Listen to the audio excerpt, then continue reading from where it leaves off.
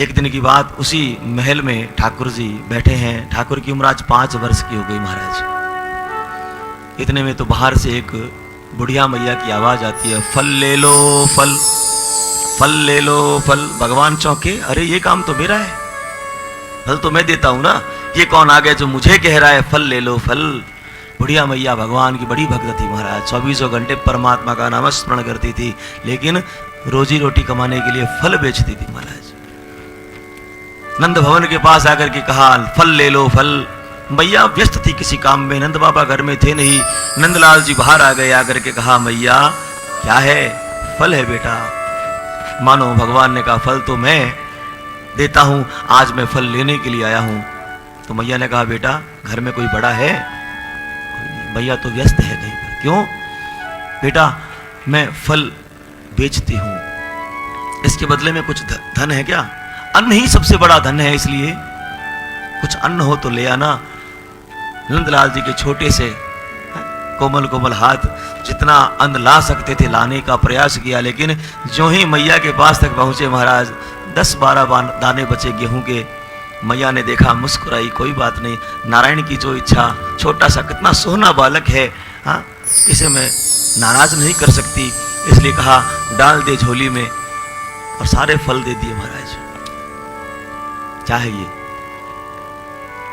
पत्रम पुष्पम फलम तोयम। परमात्मा की फैक्ट्री में उगे हैं चारों चीजें।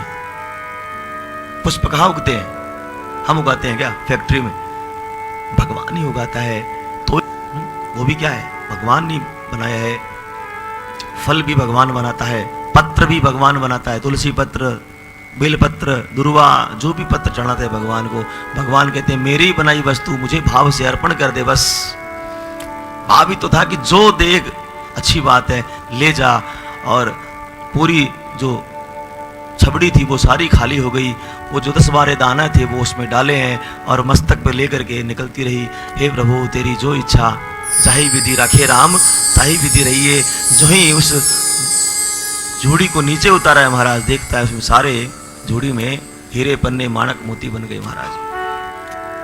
ये परमात्मा जब देगा ना तो चुपचाप दे देगा, किसी को बताएगा नहीं महाराज, लेकिन ये संसार जब देगा ना तो पंखे की तरह घुमा करके देगा, सारे संसार को बता देगा, देखो मैंने उसे इतना दिया है। मांगो उसी से जो दे दे खुशी से, और कहो उसी से जो न कहे किसी से महाराज। ये है, और कोई नहीं है संसार में। इससे से मांगना, इतना दे देगा कि संभाल नहीं पाओगे। और कहना भी दुख होना, इसी को कह देना।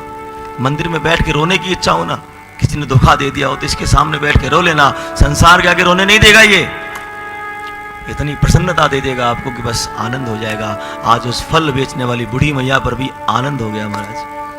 अरे मैं कितनी बड़ी अभागी हूं, मानो साक्षात ठाकुर जी था, पहचान नहीं पाई मैं।